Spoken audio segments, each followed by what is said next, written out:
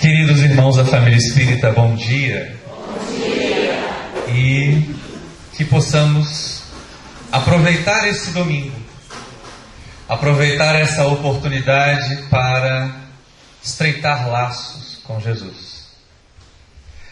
Quando nós recebemos o tema, e lógico, as pessoas falam sobre isso há tanto tempo, ninguém melhor que Emmanuel, a caminho da luz, para falar da missão de Jesus, porque ele fala dela desde a fundação da terra até os dias que nós estamos vivendo. E nós poderíamos passar não apenas esta hora, mas vários dias falando das diversas missões que o Mestre realiza. E ainda assim ficaria a pergunta: mas qual é a missão de Jesus para mim? Muitos dos nossos companheiros veem na mensagem do Mestre apenas os fenômenos. Quantos ainda hoje abarrotam os vários templos de denominações cristãs, esperando que, em sua missão junto de nós, Jesus lhes resolva os problemas?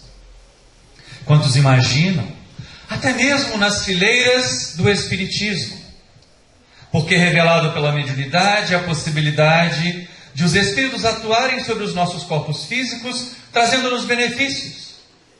A saúde, como Jesus fazia, restituindo a saúde de tantos enfermos do seu tempo.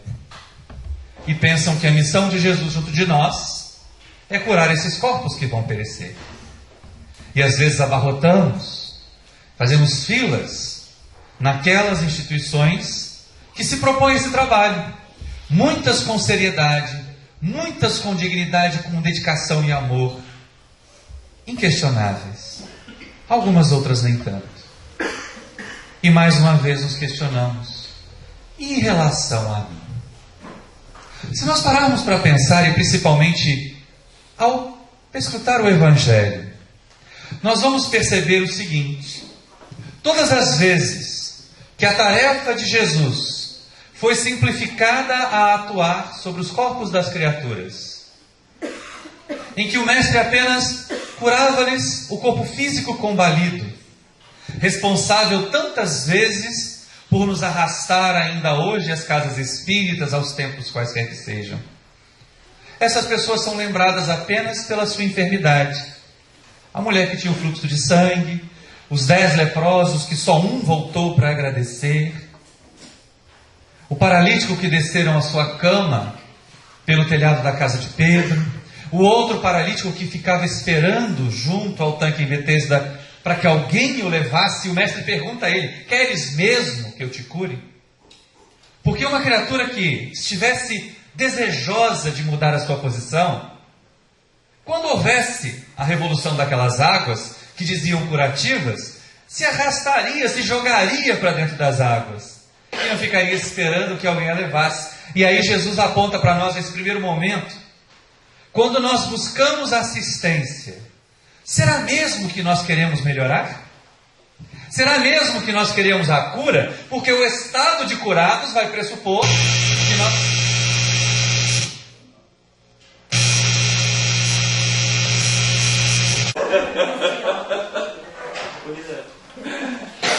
Então, voltando à questão, quando nós assumimos a condição de curados, não dá mais para esperar que os outros façam por nós.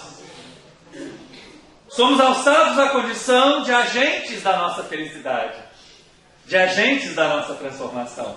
Por isso o Mestre se referiu àquele homem que ficava ali durante tanto tempo, contando com a compaixão dos outros, para encontrar algum alívio para as suas dores. Queres mesmo que eu te cure? Mas todas as vezes que Jesus atuava nas criaturas para que elas se transformassem espiritual e moralmente, para que elas alçassem o voo da transformação, da regeneração delas mesmas, esses são nominados no Evangelho, são lembrados, porque a missão junto de nós, desse Mestre tão querido, não é apenas trabalhar os nossos corpos doentes, porque eles vão perecer um dia. Por mais que o pessoal fique procurando nos cosméticos, nas cirurgias. Uma hora esse corpo vai parar de funcionar. Não adianta lifting, creme, cronos, plástica. Faz tanta plástica que depois para rir tem que levantar o joelho. Não tem mais a pele para fazer os dois movimentos. A gente não faz a reforma dos órgãos. Não dá para fazer botox no rim, fazer um pâncreas novo. A gente tem que cuidar daquele pâncreas velho que está ali e fazer com que ele continue nos proporcionando a sua função. Mas quando nós nos transformamos como Espírito, mesmo que o corpo tenha doenças, nós nos sentimos mais fortes. Vide Irmã Dulce, Chico Xavier, Madre Teresa e tantos outros que superaram as enfermidades muito além das expectativas dos sábios da medicina. Então é lógico que Jesus funciona em sua missão para nós como um sol. Como o sol funciona para a natureza. Para os elementos materiais da natureza, o sol é fonte de vida. Para nós, a questão da vitamina D para os nossos ossos ficarem fortinhos. Mas se nós olharmos os vegetais, sem sol, não haveria vida. Mas o sol não faz que a planta cresça. Ele a vitaliza. Ele lhe dá energia para que ela busque no solo a seiva, os nutrientes, para que ela realize a tarefa de se alçar às alturas. E assim Jesus faz de nós, na sua missão de jardineiro feliz da terra, cultivador de lírios. Talvez das mais belas e mais sugestivas flores que o Mestre utilizou como símbolo para nos ensinar. Porque ele, na sua sabedoria ímpar, buscava sempre nos elementos da natureza detalhes, analogias para nos ajudar a crescer. A nossa fé precisava ser do tamanho de um grão de mostarda, para que nós pudéssemos mover montanhas. E tantas outras vezes nos ensinava a partir da natureza. Para aqueles de nós que olhamos o Evangelho apenas de forma superficial, por uma vez apenas parece que Jesus gastou o vocabulário para falar de algo exterior. Quando conversava com as criaturas a respeito da providência divina, dos cuidados que Deus tem para conosco, e referenciou a elas: olhai os lírios do campo, eles não tecem e não fiam, e nem mesmo Salomão em toda a sua grandeza jamais se vestiu como um deles. Bastou isso para nós. Está vendo? O lírio agora é símbolo de beleza. O lírio é símbolo de pureza. Sejamos mais atentos ao que Jesus ensina. Onde nascem os lírios? Onde eles costumam florescer? Na maioria das vezes, próximos dos charcos, dos terrenos alagados, onde nós imaginamos haver apenas matéria em decomposição, lama, podridão. E aquelas pequenas sementes, ao receberem a energia do sol, mergulham raízes tenras naquela vasa fétida e a transformam num laboratório divino em seiva para si. Fazem esforços para romper as camadas de raízes, de folhas em decomposição, de lodo mesmo, e alcançam a superfície da água. Depois das primeiras folhas, até que alguns meses nós possamos nos deliciar com o perfume do lírio e nos encantar com a beleza das flores. O lírio não é apenas o símbolo da beleza exterior, mas do nosso esforço de transformação. A missão do Mestre junto de nós é que, apesar das nossas muitas deficiências, Ele vê a cada um de nós como um lírio. Nos potencializa com o seu Evangelho, como o sol faz com a semente. Nos desperta em determinados momentos, mas depois nos deixa com tudo isso para realizarmos nós mesmos o trabalho de embelezamento interior. Cada um de nós, em algum momento, será um lírio. Mesmo que as criaturas prefiram argumentar: é muito difícil, são muitos anos cometendo tantos e tantos desatinos, talvez eu não consiga emergir da lama de mim mesmo. Mas, na verdade, emergimos. Basta que queiramos. Quantas e quantas vezes até mesmo, compreendendo, conhecendo a reencarnação como lei, conhecendo o vocabulário espírita, nós o utilizamos como justificativa para a acomodação. Ah, não, olha, eu aprendi lá no centro, a natureza não dá saltos. Então é lógico que eu não vou conseguir transformar determinada falha agora. É verdade, a natureza não dá saltos, mas olhemos em torno de nós. Se o jardim de hoje é o mesmo jardim que nós tínhamos ontem, de maneira nenhuma. A natureza não dá saltos, mas ela não para um segundo sequer de se transformar. Algumas vezes nós tentamos transferir, como Kardec bem trata na questão 196 do Livro dos Espíritos. Ah, eu não consigo resolver isso nessa encarnação, na outra eu resolvo, como se a gente fosse assim, né? Termina uma encarnação, entra na fila e pega outro corpo novo. Vai ler Missionários da Luz para ver o trabalho que dá reencarnar. E aí a gente entende o quanto que essa encarnação agora é importante. E ficar empurrando, porque é isso que Kardec perguntou aos amigos espirituais, nesta questão 196. Se a ideia de que nós teremos várias existências materiais não levará algumas criaturas à acomodação, imaginando que se elas não fizerem agora, farão na outra. E é verdade, nós teremos. Deus não nos extinguirá. Não virá depois de um determinado número de existências um raio sobre aqueles que não evoluíram e eles serão eliminados da criação. Mas, assim como acontece quando nós desperdiçamos um dia de atividades, o dia seguinte se apresenta com as novas atividades programadas e aquelas que nós não fizemos se acumulando. Assim acontece nas encarnações. Então não nos iludamos. Ah, e na outra encarnação eu vou parar de fumar, porque nessa eu não consigo, são 50 anos fumando. E para. Nasce com asma. Não, olha, esse casamento infeliz eu não aguento mais, na outra encarnação resolve. Se a gente não der boa conta do que está fazendo no relacionamento, se não desatar e deixar ir quando não consegue mais sustentar o relacionamento, junta de novo. Ou então, como acontece frequentemente de uma encarnação para outra, que nós acumulamos, sempre pode piorar, né? Não é ser pessimista nessa hora, mas sempre pode piorar. Aquele marido chato, que a gente reclama, que a gente se queixa, na outra encarnação pode piorar. Pode ser aquele cunhado barrigudo que vem passar um final de semana e fica 6 meses dormindo no sofá da sala. Aquela mulher ranzinza que manda o marido botar a cama no centro, que reclama de tudo que ele faz, pode piorar. Na outra encarnação, vem sogra. Daquelas que não moram nem tão perto que possa vir de camisola na nossa casa, nem tão longe que tem que vir de mala. E está lá todo dia determinando, dizendo o que tem que acontecer dentro da nossa vida. Então não reclamemos e ajamos. Nos transformemos agora em livre. Porque essa é a grande proposta de Jesus para nós. E para aqueles que disserem assim, eu não consigo, consegue. Porque no tempo do Mestre houve muito mais dificuldades. E se nós mais uma vez consultarmos o Evangelho, nós vamos perceber quantos lírios luminosos apareceram por causa do sol que Jesus representa em suas vidas. A nenhum deles Jesus carregou consigo. Sempre lhes dizia, vai e não tornes a errar, para que não te aconteça coisa pior. Despedia-os, para que eles fossem transformadores deles mesmos.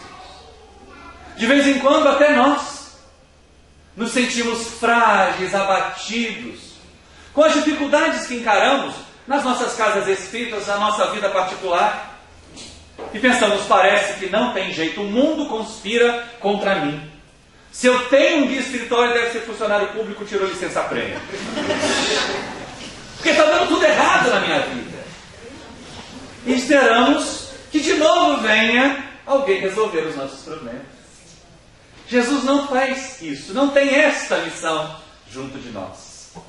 A missão de Jesus para nós é ser sol para as nossas almas. Mas nós, espíritos encarnados e desencarnados, é que temos que construir a beleza e o perfume do lírio que seremos. Nossas casas espíritas frequentemente são procuradas por criaturas aflitas, vítimas daquela pertinaz influência de espíritos inferiores. Se julgam perseguidas, obsidiadas, queixam-se frequentemente de que as coisas que acontecem ruins na vida delas são ação dos espíritos perseguidores. Muitos trocam só do demônio das outras religiões para o obsessor coitado dessa encarnação, na doutrina espírita, e usam como desculpa. Vamos levantar cedo para fazer campanha do fim do domingo. Não posso. Meu obsessor não deixa. Esse chama preguiça, tá, gente? E aí quando... Esse tem nome. E eu acho engraçado que essa história do meu obsessor, tem gente que tem, né? Não, é o meu obsessor. Fiz isso que o obsessor me fez fazer. Nunca ele é responsável. Como o demônio era responsável pelas nossas quedas no passado. E aí eu faço aquele exercício mental. É difícil. A burocracia no mundo material é difícil, não é? E aí o indivíduo fala assim, eu tenho um obsessor, o meu obsessor, ele tirou RGO. Registro Geral de Obsessor. Teve que ir no cartório do umbral, registrar o obsessor para ele. Porque aí é o obsessor que não deixa ele levantar cedo para fazer campanha do quilo. Atrasa para chegar na reunião pública, na reunião mediúnica. Tem gente que o obsessor é o irmão do assim seja, né? O indivíduo só chega na hora do passe, acabou a palestra, e ele chega naquela hora. É obsessão também, né? Do vício no passe na água fluidificada. E aí as pessoas imaginam que a obsessão é essa chaga que nos faz errar. Quando na verdade, a obsessão é sintoma da doença real que é a inferioridade moral nossa. O indivíduo, por exemplo, ele não é dependente químico porque é obsidiado. Ele é obsidiado porque é dependente químico. Não tem transtornos de sexualidade porque é obsidiado. Mas ele se associa a espíritos com transtornos de sexualidade porque os tem também. E nas diversas outras situações. Aos tempos do mestre, a obsessão graçava. E os homens viam aquilo como interferência demoníaca, como nós temos essa herança atávica até hoje. Quando nós lemos, por exemplo, na codificação, já no livro dos médiuns, Allan Kardec destaca que a obsessão era o mal daquele século. Nós passamos o século XX aprendendo com André Luiz, Joana de Ângeles, Manuel Filomeno de Miranda, o quanto a obsessão é capaz de realizar estragos nas nossas vidas. E já vencemos a primeira década do século XXI, e olha a obsessão aí continuando sendo o carro-chefe, para que as pessoas ainda tenham suas marchas diminuídas. Enquanto nós não encontrarmos a solução em nós para esses problemas, é lógico que continuaremos atraindo obsessores. E aí, aos tempos do mestre, isso era mais frequente, era mais comum. E há um relato interessante porque ele aparece em 3 dos 4 evangelhos. Quando Jesus atravessa de Cafarnaum para Gadara, e aportando naquela região que não era predominantemente judaica, vai ao encontro do mestre e o obsidiado. Lá ele é dito endemoniado, porque as pessoas imaginavam a existência desses seres votados perpetuamente ao mal, com uma justificativa perfeita para continuarem fazendo as coisas erradas que faziam. E era uma criatura que no relato do Evangelho aparece como alguém abjeto. Ele tinha seus surtos psicóticos. E aí se rasgava, se feria com pedras. Quando tentavam contê-lo com correntes, ele rompia as correntes e depois saía correndo nu para os sepulcros, para se esconder. É um símbolo, é um paralelo interessante.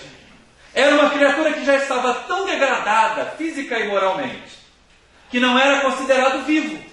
Por isso vivia junto com os despojos dos mortos. E esse ser, assodado por espíritos infelizes, vai ao encontro de Jesus. O mestre percebe, porque os espíritos, mesmo os inferiores, são atraídos pela luz, como as falenas. A diferença é que as falenas tocam na luz e morrem. E os espíritos, ao terem contato com a luz, se iluminam. E os espíritos sofredores, infelizes, os obsessores daquele homem, fazem com que ele vá ao encontro do mestre.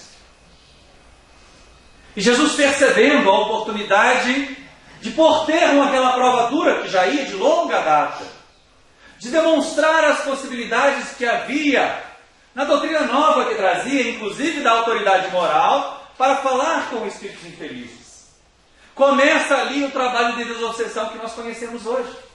O diálogo fraterno com os espíritos sofredores, que os discípulos não entendiam e, portanto, relatam até de forma mais ríspida. Mas em determinado instante, num ato de subjugação, os espíritos lançam aquele homem à terra e ele clama: que tenho eu contigo, Jesus, Filho do Deus Altíssimo. Vieste atormentar-me antes do tempo? E o mestre pergunta: qual é o teu nome? E eles respondem através do homem: Legião, porque eram muitos os espíritos ali envolvidos. Nesse instante, então, o mestre determina que eles se afastem. E com a sua autoridade moral, como os espíritos ensinam a Allan Kardec, que os espíritos superiores exercem sobre os inferiores uma ação moral irresistível. Não dá para fugir. Aquelas coisas, hoje não tem reunião mediúnica, eu posso me esconder do guia para a balada. Não vai dar certo. Eles têm uma ação moral irresistível sobre nós. E quanto mais atrasado, mais a ação superior tem. Jesus era a ação superior por excelência. Então os espíritos se afastam do homem. Ele tem uma das suas últimas convulsões e estaciona e relaxa. E cria-se ao mesmo tempo, pela observação inadequada dos discípulos, o maior equívoco de interpretação do Evangelho, que esperou 18 séculos para ser resolvido. Eles acharam que os espíritos saíram do homem e entraram nos porcos. E os porcos saíram correndo e caíram no rio e morreram. Aí a gente pensa assim: espírito de porco é aquela criatura que faz brincadeira, bota o balde com água suja no vão da porta, cola chiclete no cabelo do coleguinha na escola. Aí a gente já fala logo: fulano é um espírito de porco. Ou como a gente fala lá em Minas, espírito de porco, para sair tudo junto e mais depressa. Mas não é nada disso. Os espíritos não entraram nos porcos, porque os animais não podem ser médiuns, como apresenta para nós no livro dos médiuns Allan Kardec, e como discute em profundidade Gabriel Delane no livro A Reencarnação. E de vez em quando nós nos distanciamos dos clássicos. Kardec, Gabriel Delane, Leon Denis precisam ser mais vivenciados e estudados nas nossas instituições. E o livro A Reencarnação de Gabriel Delane trata exatamente dessa possibilidade que os animais têm, embora de não poder ser médium, de transmitir o pensamento, a inteligência de um espírito, de perceber-lhes a presença. Principalmente dos espíritos mais materializados. Principalmente dos espíritos mais inferiores. E aí imaginemos nós, se nós pudéssemos, como a mediunidade de clarividência naquela época, observar a cena que os discípulos não entenderam. Um grupo de espíritos sofredores, macilentos, se afasta daquele homem com vibrações pesadas e passam perto dos coitados dos porquinhos. Eles se assustaram. Não acontece nos dias de hoje ainda? Um cachorro começa a latir para um canto do muro que ninguém vê nada. Um cavalo está caminhando, empaca e ninguém faz com que ele desate dali. Ou empina e a gente não sabe por quê.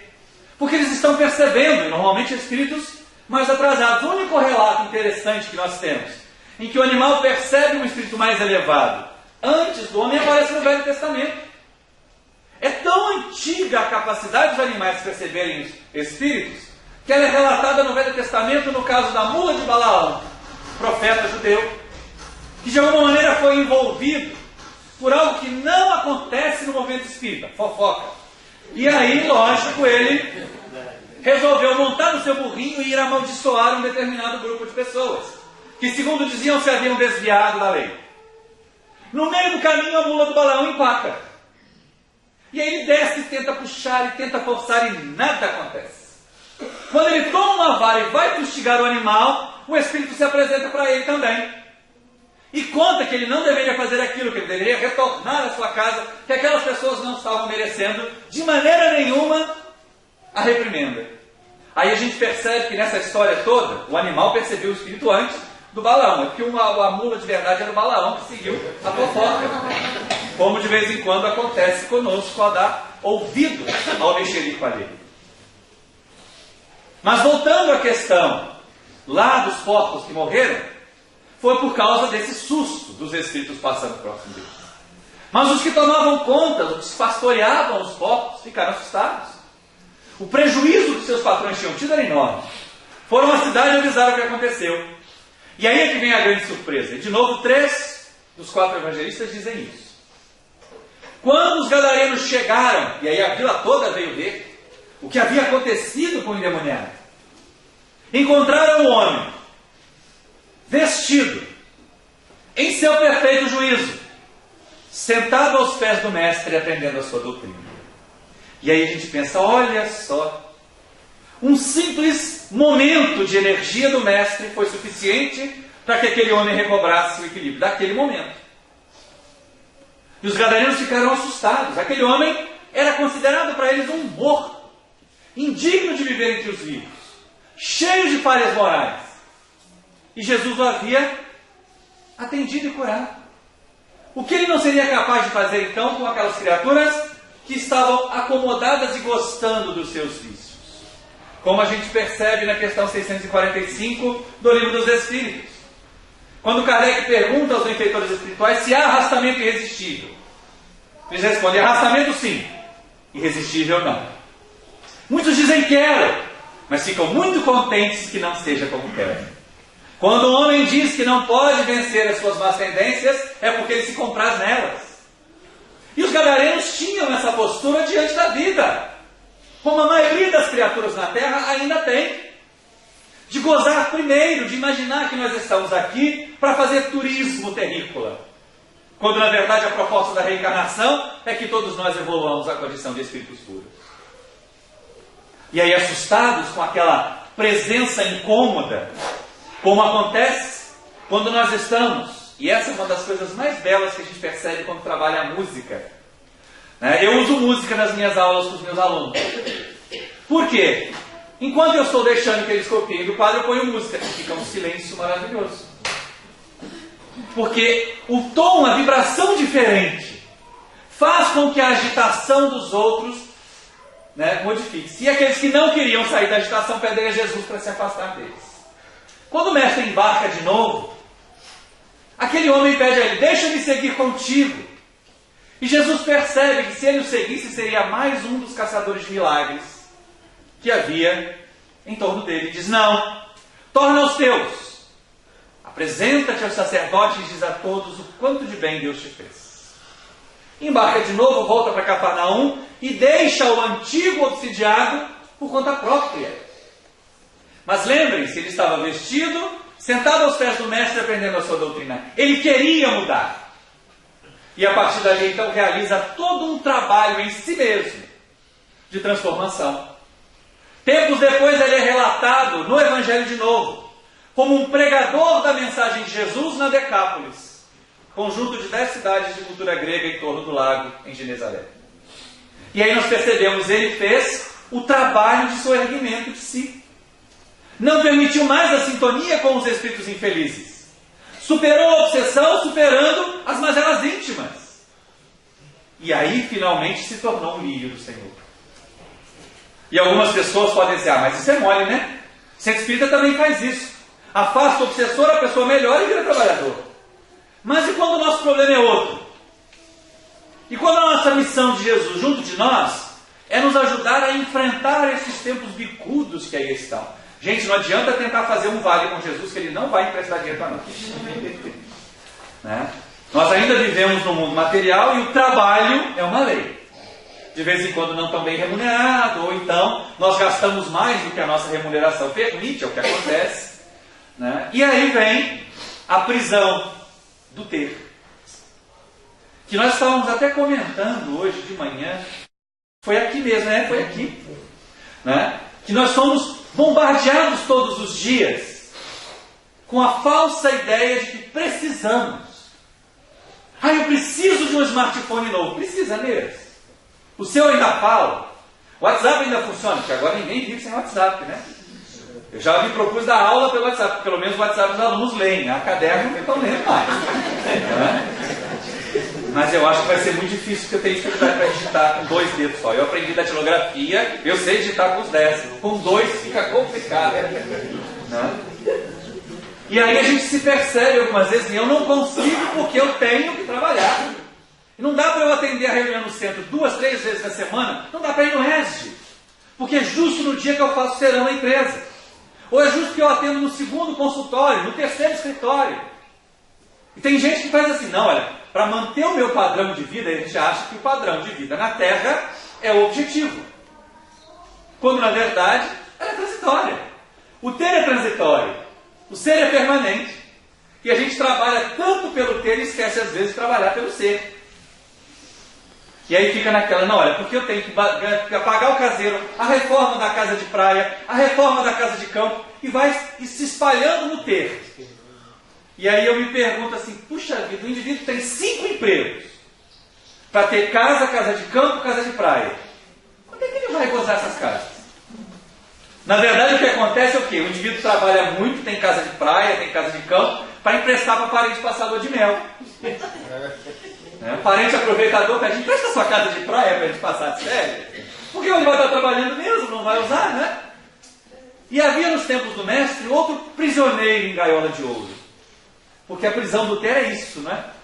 Nós nos deixamos convencer que o conforto material é bom. Ninguém vai negar que no calorão o ar-condicionado é bom. Lógico. Quando nós resolvemos, aproveitando até os recursos advindos dos direitos autorais dos livros, colocar ar-condicionado no Centro Espírita Paulo de Tarso, você teve lá, não tinha ar-condicionado ainda. Era um calor danado em janeiro. Agora tem ar-condicionado. Aí algumas pessoas, poxa, botar ar-condicionado em Centro Espírita? Gente, porque conforto faz bem. O que não faz bem é só o conforto. E aí havia, como eu dizia nos tempos de Jesus, um prisioneiro em gaiola de ouro, como muitos de nós nos fazemos hoje. E ele ouvia dizer que Jesus não tinha nada, nenhuma pedra onde pousar a cabeça, e oferecia o reino dos céus para os homens. E ele que tinha tudo se sentia infeliz. Primeiro, ele era mal visto na sociedade hebraica, judaica. Por quê? Ele era arrecadador de impostos. E eles não viam isso com bons olhos. Segundo, porque ele tinha muito recurso material. Promovia festas, tinha uma casa muito confortável, mas se sentia infeliz. Como muitos abastados de hoje, não sabia se tinha em torno de si amigos ou simples comensais, que participavam da sua mesa, mas que na verdade pelo conforto que ele oferecia. E como muitos prisioneiros em gaiola de ouro, ele não tinha muito ânimo para fazer o diferente. Se acostumara com aquilo. Mas ardia de vontade de conhecer Jesus. Um dia eu vou conhecer esse profeta. E não é o que aconteceu? Jericó, a cidade onde ele vivia, ficava perto de Jerusalém. E ouviu dizer que Jesus descia de Jerusalém para Jericó, como acontece na parábola do bom samaritano, que ela fica abaixo do nível do mar. E aí, lógico, ele foi ao encontro do mestre às portas da cidade. Quando chega, o que era natural, a multidão já aguardava o mestre e ele não veria Jesus, porque ele era baixinho.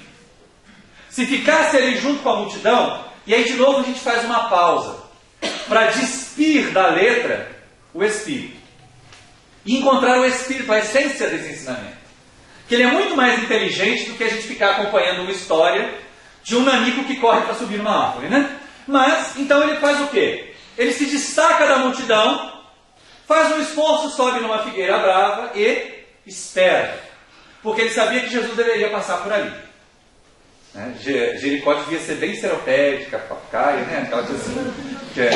Porque tem algumas cidades nossas também lá no interior de Minas que você tem a placa de seja bem-vindo de um lado, atrás já está escrito Boa Viagem. Então Jericó devia ser desse jeito. Jesus tinha que passar por ali, vai ver que só tinha uma rua. Né? Quando eu ia ao banco a Santos Dumont algum tempo atrás, o banco da Câmara, o ônibus entrava e saía de reto, só tinha aquela rua. Né? Agora está mais movimentado um pouquinho. Mas tem coisas pequenas assim, Jericó era pequeno. Então ele sabia que o mestre tinha que passar por aquele ponto. Quando Jesus passa por ali, ele queria ver Jesus. Saber qual era daquele profeta que estava prometendo o reino dos céus, sem ter uma pedra onde pousar a cabeça, e ele que tinha tudo ali feliz. Jesus olha para cima e diz, Zaqueu, desce depressa. Hoje me importa hospedar-me em tua casa. Gente, imagina só, né? Ele não só viu Jesus, como Jesus o viu e o reconheceu e o chamou pelo nome. Mas aí a gente começa a perceber os vários símbolos que aí estão. O primeiro é que se ele ficasse, como muitos de nós ficamos, junto com a multidão, fazendo o que os outros fazem, não teria contato com Jesus. Então ele teve que fazer um esforço para se destacar do comum, da multidão. A multidão ainda abarrota as nossas casas espíritas, querendo soluções, querendo tomar paz, beber água frutificada, que os espíritos se afastem. Mas poucos se destacam dessa multidão e se transformam em trabalhadores, cooperadores de Jesus. Ele fez esse esforço. Mais ainda, se ficasse no mesmo nível, Jesus espiritualmente estava muito acima e está muito acima de nós. Mas o que ele faz? Um esforço para subir numa árvore. Simbolicamente é aquele nosso momento de oração. É aquele nosso momento em que nós tentamos o contato com os benfeitores espirituais. Em que nós nos elevamos para alcançá-los ou para sermos percebidos por eles. E aí somos percebidos por eles. Jesus identificou Zaqueu. Não porque ele subiu na árvore, mas pelo esforço para que ele pelo menos melhorasse um pouco a sua vibração, a sua evolução. Mas aí o que o mestre diz para nós, através de Zaqueu? Desce depressa, volta à coletividade. Hoje me importa hospedar-me em tua casa. Na verdade, a gente não tem que ficar o tempo todo querendo subir para Deus, mas fazer com que a nossa casa seja capaz de acolher Jesus. O mestre quer que nós transformemos a nossa terra, a nossa casa, o nosso planeta, a nossa vida, num ambiente onde ele possa ser acolhido. E aí Zaqueu desce jubiloso e vai preparar uma ceia para Jesus. Os fariseus começam a fofocar, né? Olha, ele foi cear na casa de um homem de má vida, porque os publicanos, os cobradores de impostos, eram vistos como pessoas de má vida. Porque algumas vezes, até porque era um trabalho perigoso, eles sobretaxavam o que deveriam passar para Roma para poder ficar com uma parte. Desvio de verba não é coisa da Lava Jato só, tá? É antigo, é remoto. Tá? Então a gente percebe muito tranquilamente esse superfaturamento desde a época de Zaqueu. E aí ele era muito mal visto. Os fariseus falavam, porque eles se achavam muito puros. Mas Jesus entra a cear na casa de Zaqueu, porque ele tinha vindo para os enfermos e não para os sãos, ou os que se julgavam sãos. E começa então, durante a ceia, a falar a respeito do Reino dos Céus, a conversar a respeito da sua proposta. E Zaqueu vai se empolgando e vai se permitindo tocar pelo sol do Evangelho. De novo, aquele momento, aquela ceia na casa de Zaqueu, é o momento em que o sol do Evangelho toca a semente do que será um lírio, muito tempo depois. Então Zaqueu se ergue e diz: mestre, dou a metade de tudo que tenho aos pobres. Primeira promessa. E se alguém defraudei, restituirei quadruplicado. A segunda. E aí Jesus enaltece aquele ato, diz que Zaqueu também é filho de Abraão, que ele, Jesus, tinha vindo para os doentes e não para os sãos, e parte de Jericó. E vai embora de Jericó e deixa Zaqueu com as duas promessas que ele havia feito. Gente, a primeira é moleza, né? Da metade de uma fortuna, a gente ainda continua com outra metade, que é uma fortuna. Difícil foi calçar a cara de humildade, bater na porta assim: olha, eu te prejudiquei, está aqui, por favor, aceite a restituição. Levavam várias portadas na cara, a recusa da reconciliação que ele tinha que buscar com as pessoas que ele prejudicou. Outro problema que Zaqueu teve que enfrentar, que é relatado no livro Ressurreição e Vida, logo no comecinho, psicografia da Tia Ivone Pereira, foi a fúria da família e dos antigos amigos. Ele estava dilapidando a fortuna que havia adquirido. Os herdeiros estavam preocupados de não ter mais nada. Papai enlouqueceu. Por causa daquele carpinteiro, ele agora está distribuindo a fortuna toda. Mas ele passou aquela existência inteira se libertando da gaiola dourada. Todas as vezes que Jesus precisava de um exemplo de desprendimento, poderia reconvocar Zaqueu para dar demonstrações de que nós podemos fazer o bem. Porque para fazer o bem não é necessário ter, é necessário ser bom. E quando nós somos bons, nós encontramos caminhos para fazer o bem, mesmo sem ter um centavo sequer. E o gesto de fazer o bem faz com que os recursos apareçam posteriormente. Até que, como nós ouvimos dizer e lemos agora, porque agora está em livro, publicado pela fé, No dia 29 de agosto de 1831, Zaqueu renasce lá em Riacho do Sangue dos Cará e vem trabalhar no Rio de Janeiro na figura gentil, amorosa, que guardava pacotinhos com moedas, com notas, para que os pacientes que não tinham dinheiro para enviar receitas pudessem pagar de Bezerra de Menezes. E aí a gente pensa assim, que lírio esse? Quem questiona que Zaqueu se tornou um lírio do Senhor? Nenhum de nós. Então é possível vencer. É possível superar. De vez em quando nós nos permitimos mordiscar, contaminar por aquela falsa suposição de superioridade. Nos achamos bons demais. Olha, eu sou espírita, trabalho no centro, dou passe, participo da reunião mediúnica, faço palestra. Já devo ter uma casa em nosso lar com 2 quartos, piscina, frente à jardinada. Essa é a casa da Al, né? Aquele gramado gostoso. E ficamos convencidos. Convencidos ao ponto de achar que os outros são inferiores. Ah, não, mas eu trabalho tanto, né? Quando desencarnar deve ter um aeróbus esperando para levar para o nosso lar direto. Espera para ver. Né? Principalmente se é só fachada. Aí a gente vai ver para que o aeróbus, para onde é que o aeróbus vai levar. Né? Aliás, desde que o Manuel Filomeno de Miranda publicou o livro Tormentos da Obsessão, através da psicografia do Divaldo, um espírito muito querido, muito amigo, perdeu a audiência dessa, né? Eurípides Bassanufo.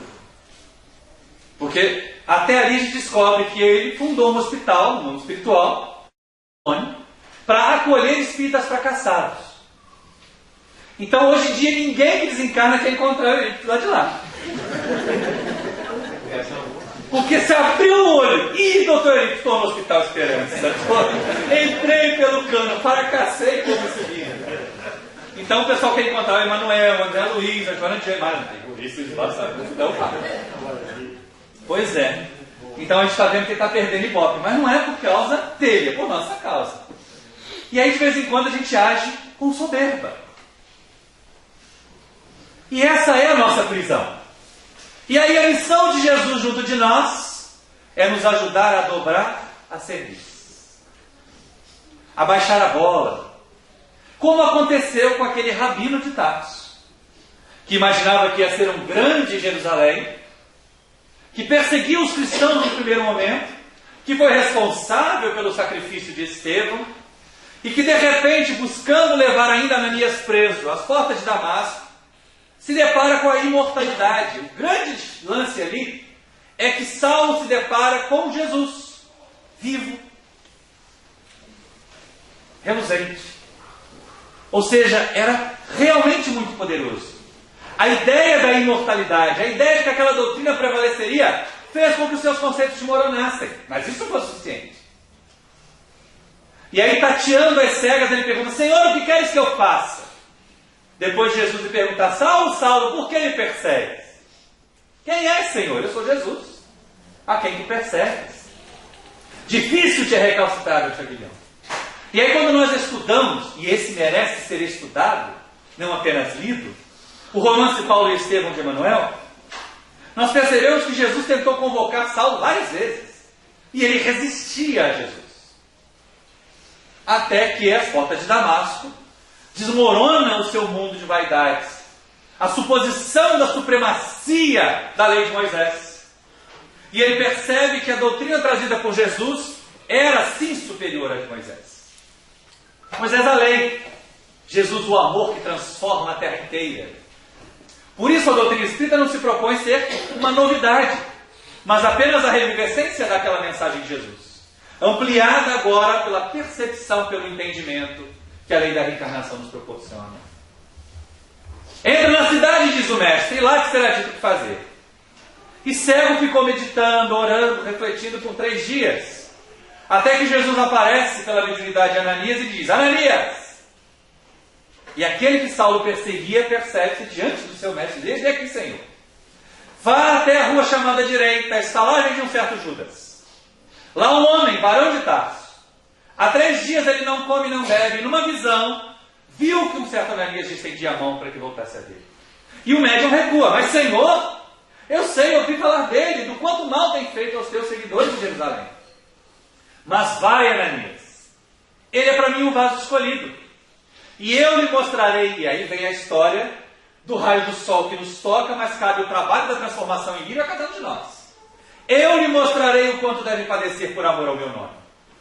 E Ananias foi, restituiu a visão a Saulo. Pouco tempo depois, convencido das verdades da mensagem do mestre, passou a assinar o seu nome à forma romana Paulo, e teve a missão árdua, muito árdua, de resgatar o cristianismo do judaísmo. Porque, do contrário, nós nos teríamos perdido como seita judaica, como aconteceu com os essênios. E leva aos gentios, e fala aos poderosos da terra, e prega o evangelho até mesmo ao imperador romano. E várias vezes é apedrejado, é chicoteado, é preso, naufraga, enfrenta a chamada morte de diversas maneiras, por amor àquela disseminação do evangelho, por entender que viver e ensinar, ou ensinar vivendo, que era muito mais efetivo, era o seu caminho, a proposta de Jesus para ele. Era a missão dele na proposta de Jesus. Ao chegar ao termo da existência, o algoz hesita com a lâmina, porque Nero havia feito antes uma festividade em que vários cristãos foram sacrificados. Mas como a figura de Paulo, agora Paulo, tinha destaque depois de tantos anos de dedicação ao Evangelho, mesmo entre os romanos poderosos que intercederam tanto por ele, o imperador teve receio de que causasse um escândalo e uma convulsão social. Então mandou que os soldados o levassem para fora da cidade e ele fosse executado em surdina. E então o carrasco hesitava com a espada a tremer nas mãos. E ele pergunta: por que hesitas? E o homem balbucia: o quanto eu te lastimo. E aí, com altivez, embora frágil, combalido, fraco fisicamente, diz: não me lastimes a mim. Ao morrer, eu vou para o meu mestre. Mas ao terminar o teu trabalho nefasto, terás que voltar para Nero Tigelinos. Lastima-te ante a ti mesmo. Levantou o pescoço e a espada, ceifou-lhe a vida física. E depois foi acolhido por Ananias, por Jesus, por Abigail, por Estevão. Naquela existência fez-se um lírio. Tinha toda a base para isso. O conhecimento, a boa vontade, como nós falamos ontem, lá no Deus, Cristo e Caridade, ele já tinha as mãos e a mente aptas para o serviço. Faltava só mudar a base. Deixando a base da lei de Moisés, assumindo a base do amor com Jesus, ele se tornou um verdadeiro lírio. E nós poderíamos gastar o resto da manhã, que já vai longe, né, falando de outros tantos lírios do Evangelho, mas um deles talvez nos marque, e particularmente nos marca ainda mais delicadamente. Porque se Saulo já tinha o conhecimento, não se havia maculado, a não ser com a vaidade, com o orgulho, com a violência, mas não dos equívocos morais, na degradação, na abjeção moral. Ele imaginava estar servindo a Deus fazendo o que fazia, embora de forma equivocada. Alcançou numa existência essa condição de lírio. Esta mulher, e a mulher na sociedade judaica tinha muito mais dificuldades que a mulher nos dias de hoje, que a mulher em qualquer outro tempo. Ela conseguiu fazer a maior revolução em si mesma, que a história do Evangelho nos traz. Porque ela desde cedo se percebeu muito bela. E numa sociedade em que a mulher é menos que um animal de carga, que o animal de carga podia ser vendido na feira, a mulher só dava para devolver para a sogra, como eu falei ontem também. Ela imaginou que poderia não se submeter a isso, porque ela era muito bela.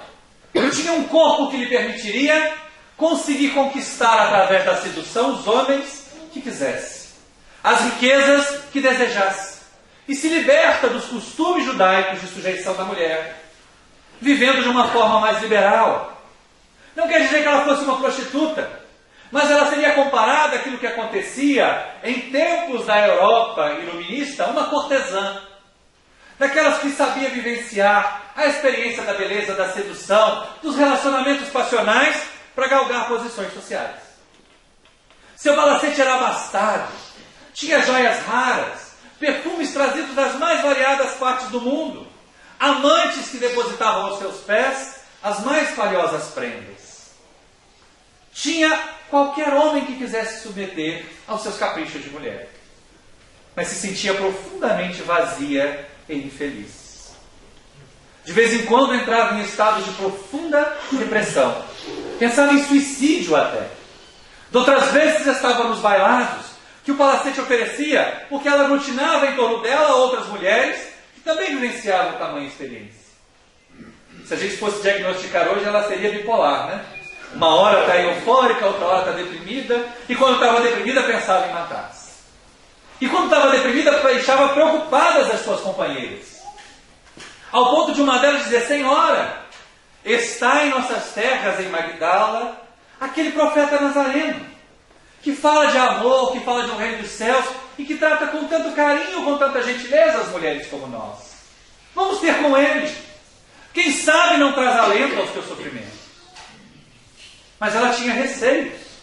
Até porque até então todos os profetas judeus sempre repreenderam, recriminaram, demonizaram mulheres daquele tipo de vida. Até que os seus sofrimentos chegaram ao ápice. E não suportando mais, resolve ir, disfarçada de serviçal, ouvir Jesus falar. Surpreendeu-se ao ver uma grande multidão em torno do mestre. E mesmo assim conseguir compreendê-lo. E repentinamente começou a ver que aquele tipo de amor do qual ele falava, que aquele reino de paz em que as criaturas se entendiam, em que as criaturas contribuíam para o crescimento umas das outras, era o que ela sempre desejou. Mas como alcançar aquilo? A sociedade era impiedosa naquela época, como nós ainda vemos impiedosa hoje. As criaturas com grandes quedas morais. Não lhes permitimos o sorrimento, mesmo que estejam sinceramente votadas a isso. Talvez ele não a aceitasse. Mas o falar de amor nas vozes de Jesus, na voz de Jesus, era algo tão sublime, que ela não poderia resistir. Em determinado instante, o seu olhar e o dele se cruzam. E aí Maria percebe que o seu mundo anterior desmoronava em definitivo. Não poderia voltar a viver como antes. Desejava estar com ele, ouvi-lo, aprender dele que amor era esse que satisfazia as almas. Volta então para sua casa. Naquela noite o palacete não se abriu para festividades. E Maria passou a noite chorando amargamente. São as duas vezes que o Evangelho usa esse termo do chorar amargamente. Uma com Pedro, quando ele nega Jesus, como nós falamos ontem. Outra com Maria, quando ela percebe na doutrina de Jesus os seus anseios e chora amargamente o seu passado. É o momento do despertar. É o momento em que o sol começa a buscar a semente do lírio. Mas ainda não é o momento em que ele a toca. Ele virá depois. Humberto de Campos relata no livro Boa Nova que, antes que a madrugada surgisse, um pequeno barco cruza o lago de Magdala até Cafarnaum, para que ela se encontrasse com Jesus. Quando chega à casa de Simão Pedro, ele parecia já esperá-la. E a recebe chamando-a pelo nome: Maria, seja bem-vinda. E ela baixa os olhos intimidada. Senhor, diz ela, ouvi tua mensagem. Queria ser das tuas ovelhas no reino dos céus. Mas também sei que és profeta. E sabes como eu tenho vivido. Será que Deus me aceitaria? E o mestre abre um sorriso e diz: rejubila-te, Maria. Hoje nasce em ti o reino dos céus.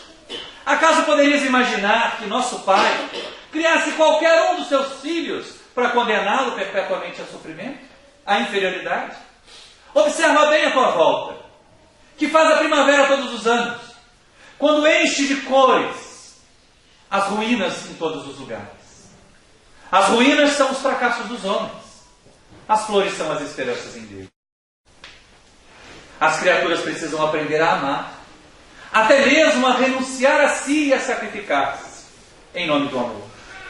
Mas, Senhor, diz ela, eu tenho amado, e ainda assim eu sinto sede de amor. No meneio de cabeça, Jesus afirma: a tua sede é real, porque as criaturas da terra banalizaram esse sentimento, a tal ponto que o mercadejam, trocam, só oferecem afeto quando podem receber de volta. não estão dispostas a renunciar, não estão dispostas a se sacrificar, não se permitem imolar por amor.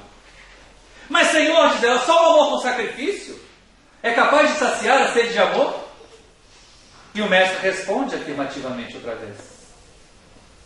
Maria, os poderosos, os conquistadores, podem bradar aos quatro ventos as suas conquistas. Mas somente aqueles que tombaram fazem silêncio bastante para que se ouça a mensagem de Deus. Na tua condição de mulher, e olha para especificamente a esta situação, já consideraste o sacrifício das mães? Não são elas que cultivam o jardim da vida? E os homens insanos empastam de lama e sangue? E depois gentis, humildes, maceradas até, elas voltam a cultivar? Ao ouvir a referência à condição maternal, Maria desperta. Desgraçada de mim, Senhor, e cai chorando ao chão. Jamais poderei ser mãe. Porque ela considera adequadamente que naquela sociedade, com o tipo de vida que ela havia tido antes, ninguém a desposaria. Jamais conseguiria constituir uma família. Jesus vai até aquela mulher caída ao chão, levanta e olha nos seus olhos. É nessa hora que o sol toca a semente. E ele lhe pergunta, mas Maria, qual mãe tem mais mérito aos olhos de Deus? A que se dedicou apenas aos rebentos da própria carne? Ou a que se fez mãe dos filhos da dor? Então é isso, Senhor.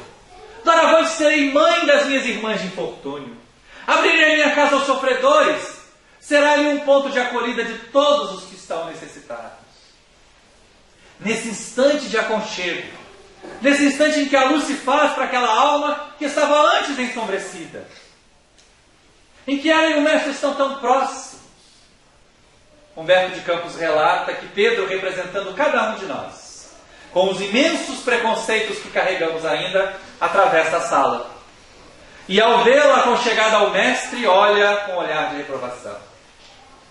Não permite, pelo menos no primeiro pensamento, que aquela criatura que era uma fracassada moral, que era pura lama no conceito social, se associasse à luz com Jesus. E Maria sente o peso daquele olhar. Volta-se para Jesus, súplica e pergunta, e Senhor, e se não estiveres mais conosco? Jesus entende a profundidade da pergunta e responde, mas Maria, é verdade. O Filho do Homem será tirado de vós. Mas aqueles de nós que nos amamos, estaremos sempre juntos. Ao percebê-la reunindo os seus pertences para sair, quando atravessava a porta, Jesus lhe dá a sugestão definitiva, a proposta de renovação. Volta-se para ela e diz, vai Maria, sacrifica-te, ama, arde o caminho, estreita a porta. É necessário crer e amar somente. E a partir daquele dia, ela nunca mais deixou Jesus. Embora Jesus materialmente nos tenha deixado, ela nunca mais deixou o Mestre. Durante os tempos em que ele esteve materialmente conosco, ela buscava aprender a sua doutrina, mas vivenciar em si mesma também. Em todos os instantes onde ia, no jantar em Betânia, quando enxuga seus pés com os cabelos, em vários outros momentos, até mesmo aos pés da cruz. Quando parecia que as sombras tinham sido vitoriosas, quando ela lamentava porque se havia acostumado a viver à sombra do Mestre. Como agora continuar sem o teu carinho? Como continuar sem o teu olhar, Senhor? E chorava copiosamente.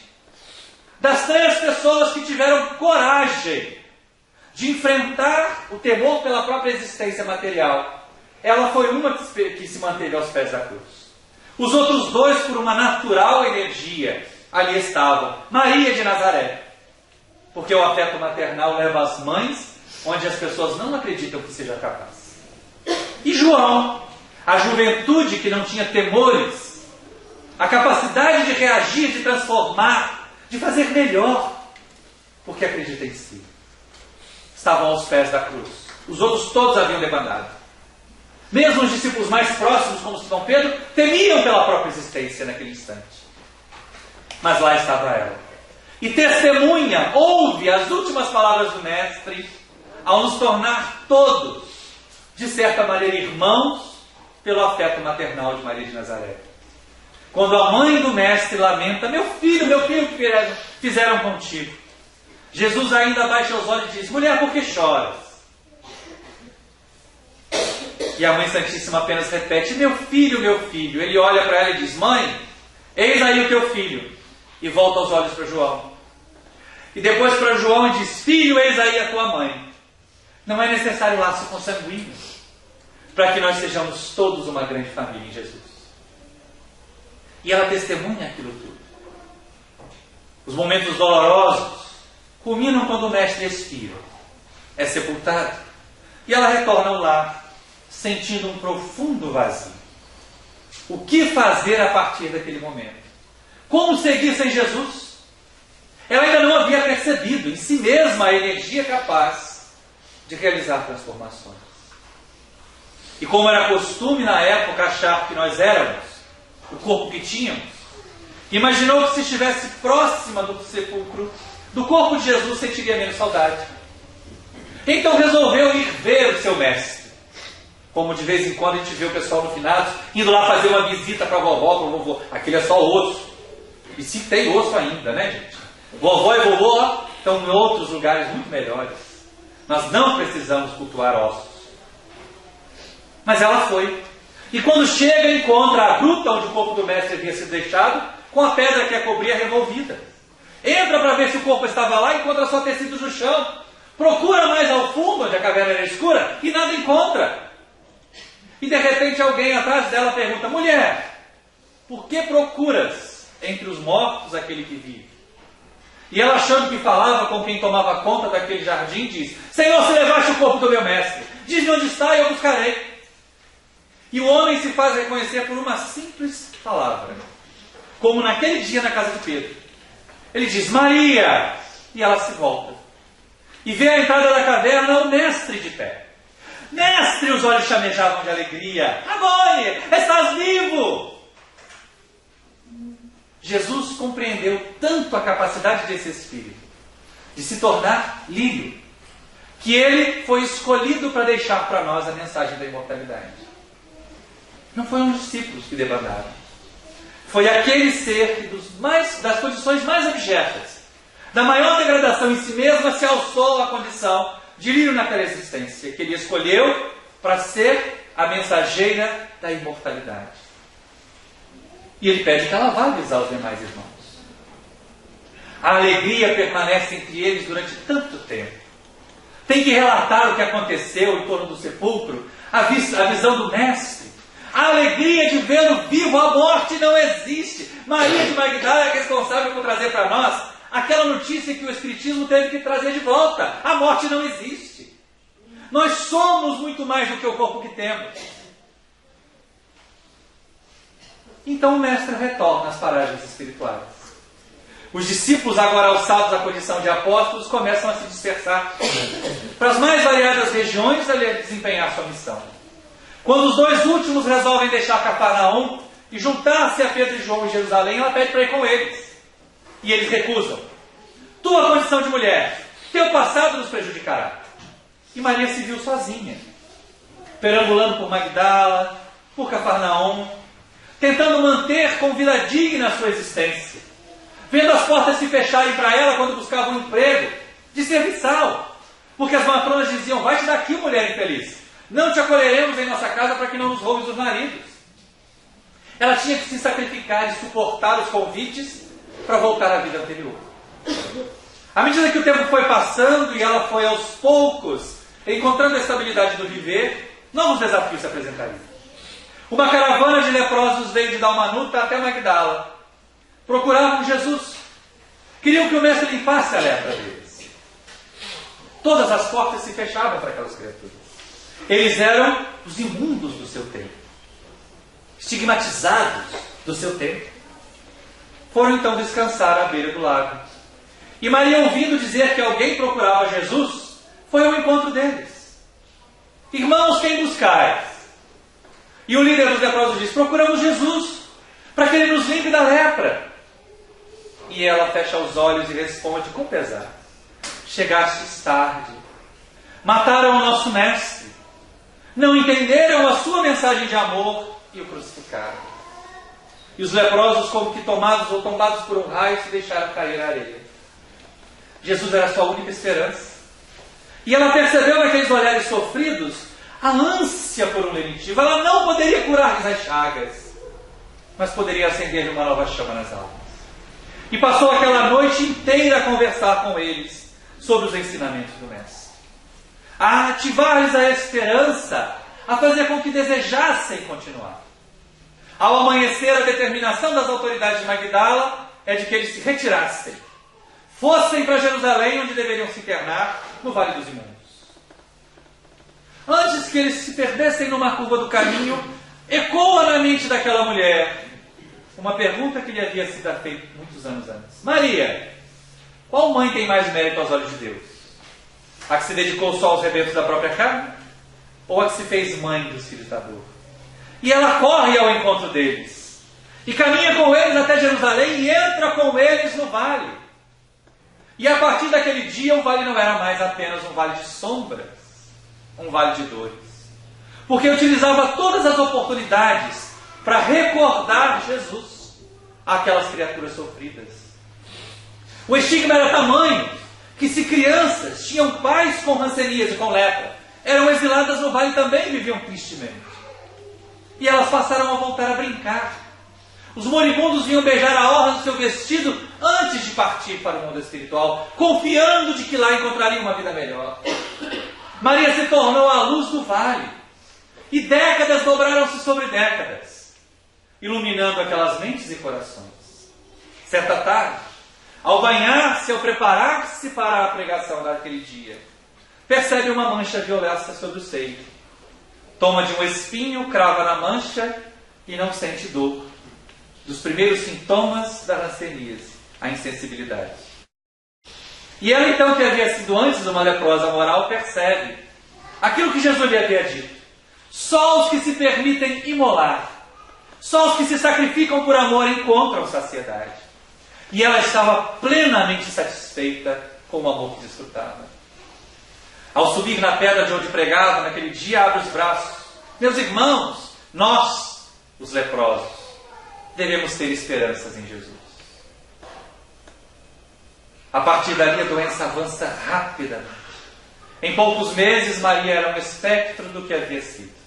Os cabelos parcos, quase inexistentes, os olhos semimortos, as cartilagens tomadas pela enfermidade. E logo ela sentiu que não ficaria muito mais tempo na terra. E desejou rever os amigos dos primeiros momentos do Evangelho. Se quando ela era sã e bela, não a aceitavam, quem a acolheria? Só 2 pessoas vieram à sua noite, mas elas estavam tão longe de Jerusalém. Mesmo assim, se despediu dos irmãos do vale, seguiu por caminhos secundários para não enfrentar os muito frequentados, porque os leprosos tinham que andar com uma sineta para avisar que por ali passava o imundo.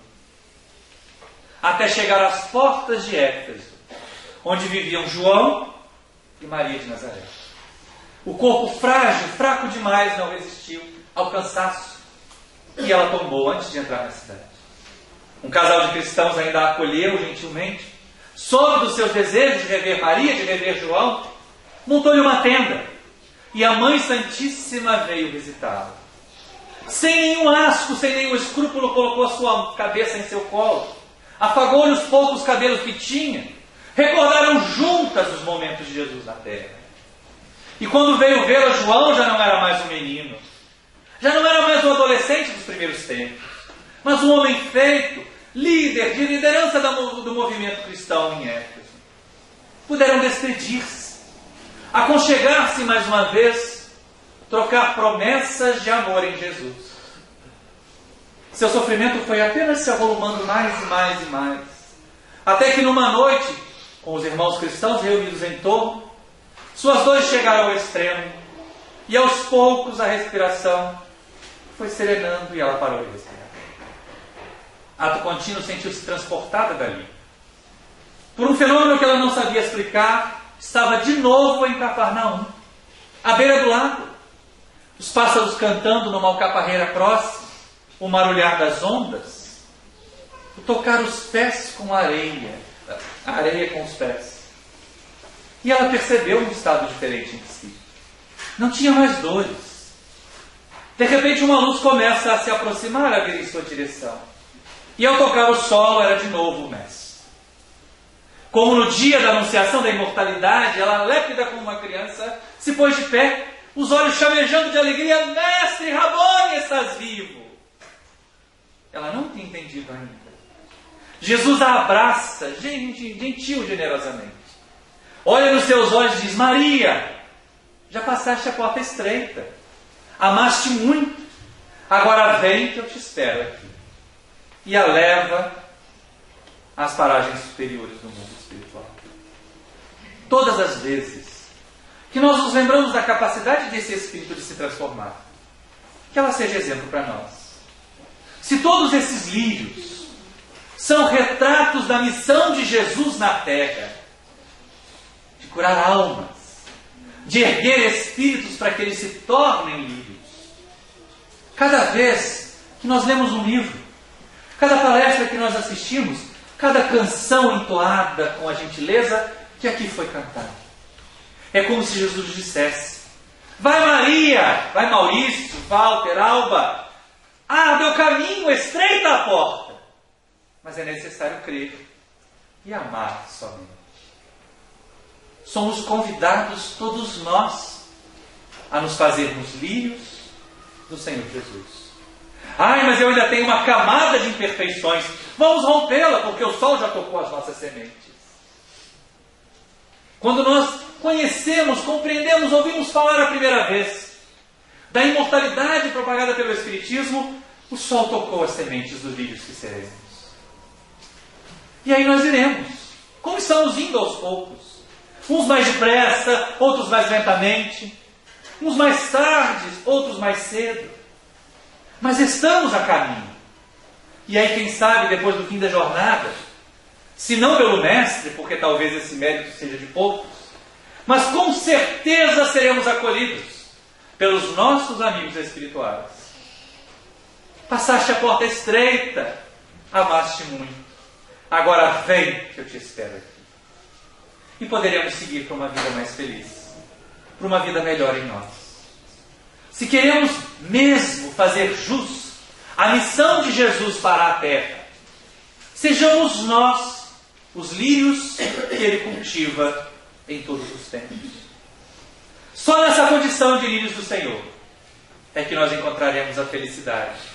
E na terra em que estamos, a felicidade significa ter paz para repousar a cabeça durante os dias e as noites. Muita paz a todos. Muito obrigado.